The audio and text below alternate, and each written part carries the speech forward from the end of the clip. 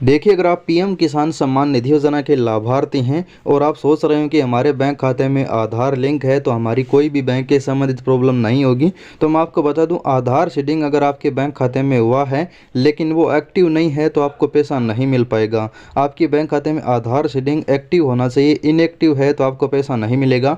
ये बहुत बड़ी समस्या अभी पाई गई है। बहुत सारे लाभार्थी हैं जिनको इस बार पैसा इस समस्या की वजह से नहीं मिला है।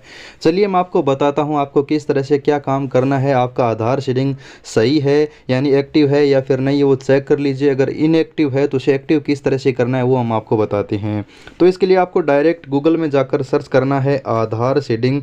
चाहिए आपका आधार सीडिंग एक्टिव हो इनएक्टिव हो चेक ज़रूर कर लेना। तो यहाँ पर आपको आधार सीडिंग इनएक्टिव माही इन्फो आपको सर्च करना है। आगे माही इन्फो नाम आपको ज़रूर डालना है, अन्यथा आपको कोई सही लिंक नहीं मिलेगा। तो आप यहाँ पर देख लीजिए, आधार सीडिंग इनएक्टिव इन बैंक अकाउंट इस तरह सही करें और योजना का पैसा तुरंत पाएँ। यहाँ पर आप देख लीजिए और यहाँ पर आपको क्लिक करना है और क्लिक करते ही आपके सामने इस तरह से एक पेज है ओपन हो जाएगा माही इन्फो की वेबसाइट के अंदर।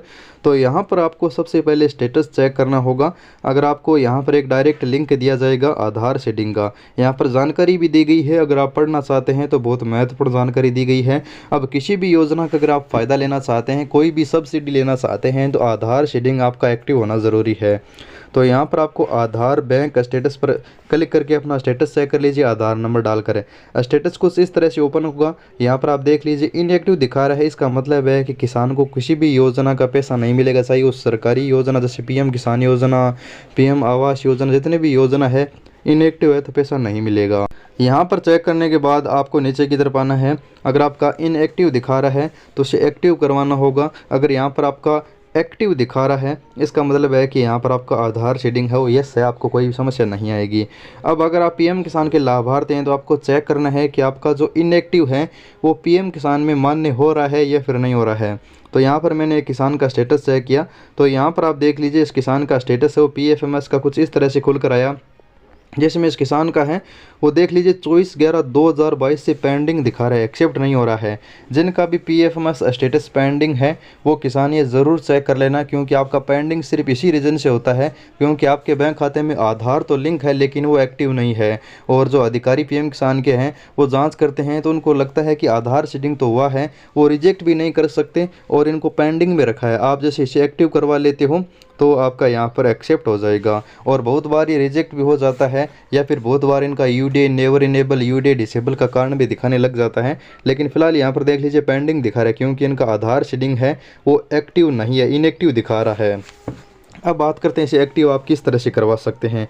अगर आप पीएम किसान का स्टेटस चेक करना चाहते हैं कि आपका बैंक का स्टेटस पीएम किसान योजना में कैसा है, तो यहाँ पर क्लिक करके चेक कर लीजिएगा। आपको रजिस्ट्रेशन नंबर डालना होगा और इस तरह से आपका स्टेटस है ओपन हो जाएगा।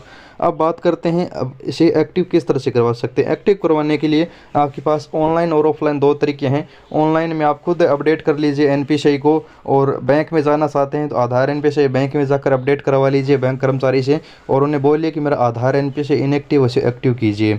और अगर फिर भी नहीं होता है तो आपको अपना बैंक खाता, जो अगर एक या दो बैंक खाता है तो उसे दूसरे में चेंज कर लीजिए। अगर पहले से किसी बैंक खाते में आधार इनएक्टिव है तो दूसरे में लिंक करोगे तो वो ऑटोमेटिक एक्टिव हो जाएगा। या फिर एक ही बैंक अकाउंट है तो उसे आप अपडेट करवा लीजिए एनपीसीआई के माध्यम से, तो वो एक्टिव हो जाएगा। ये समस्या आप स्टेटस दिखाइए कि मेरा इनएक्टिव दिखा रहा है तो बैंक कर्मचारी आपका एक्टिव कर देंगे।